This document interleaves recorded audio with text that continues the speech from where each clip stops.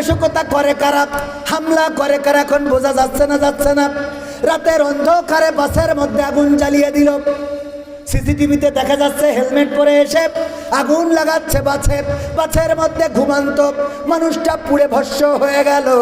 ওগো আমার ভাইরা, আগুন লাগালো, বাসে ককটেল ফুটালো, বিভিন্ন জায়গায় নাশকতা।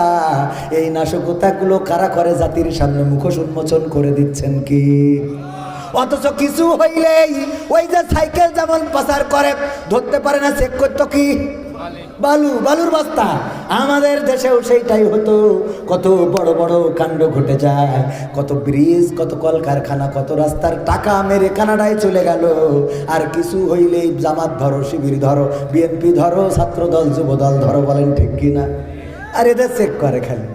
এদের কাছে বালু ছাড়া আর কিছু পাওয়া যাবে? কই গেল সেই সংসদেতে মমতাজের গান, কোথায় গেল হজরত বালা শামীম ওসমান, ইনু মেনন দীপু মনি আছে কারাগারে, পাপ করিলেও পাপ কখনো ছাড়ে কি আর তারে। কোথায় গেল স্পিকারের দৃষ্টি আঁকা বাঁকা, তাদের ছাড়া দেশটা এখন লাগে ফাঁকা ফাঁকা, ওদের ছাড়া দেশটা এখন লাগে ফাঁকা ফাঁকা।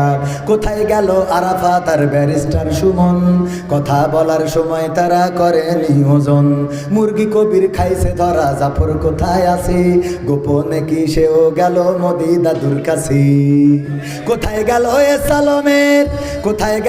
সালমের কাড়ি কাড়ি টাকা, তাদের ছাড়া দেশটা এখন লাগে ফাঁকা। লাগে না কেন ফাঁকা ফাঁকা লাগে? অনেকবার বলেছি, কারণ হলো আমরা যখন বিপদে পড়ে যেতাম তখন আমাদের একটা করে বক্তৃতার ডেলিভারি পাইতাম। যখন বেগুনের দাম বেড়ে গেল, রোজার মাস, বেগুনি খাবে কি করে, সুন্দর করে টিপস বলে দিলে যে এখন কুমড়া দিয়ে বেগুনি বানা, ঠিক না বেঠে?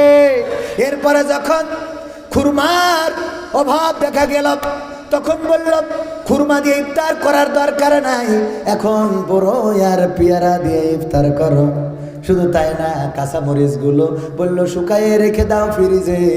আবার এইটা যখন বর্ষাকাল আসবে তখন পানিতে ডুবাবা, অমনি জেঠা হয়ে যাবে। ওরে বাবা, কত বুদ্ধি রে, এখন আর সেই বুদ্ধি করে চলার সুযোগ কি পায়? এই জন্য ফাঁকা ফাঁকা লাগে। সব কিছুতে রানা প্লাজা ধসে গেল, 10-12 তলা বিল্ডিং কেন ভেঙে পড়ল? সকালবেলা স্বরাষ্ট্রমন্ত্রী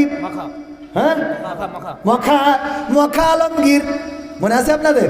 বলল যে সকালে জামাত শিবিরের লোক এসে গেট ধরে ঝাঁকানি দিয়েছিল। কথা কয় না? এই ঝাঁকানি দিয়ে বিল্ডিং ফেলানোর মতো। ওগো আমার ভাইয়েরা, এত মিথ্যা। আমার নেতাগুলো, যেই মানুষগুলো ছিল এই জমিনের মধ্যে আলোকিত সন্তান, সূর্য সন্তান, সেই মানুষগুলোকে কারাগারে ভরেই ক্ষান্ত হয় নাই। সেই মানুষগুলোকে একে একে ফাঁসির কাস্টে ঝুলিয়ে পৃথিবী থেকে বিদায় করে দিয়েছে। আমার আল্লাহ রাব্বুল আলামিন সহ্য করেছেন, ধৈর্য ধরেছেন, কিন্তু সর্বশেষ পর্যন্ত আল্লাহ বরদাস্ত করেন নাই। এর বিনিময়ে এই বাংলাদেশ থেকে সমূলে মূলোৎপাটন করে ছেড়ে দিয়েছেন কি?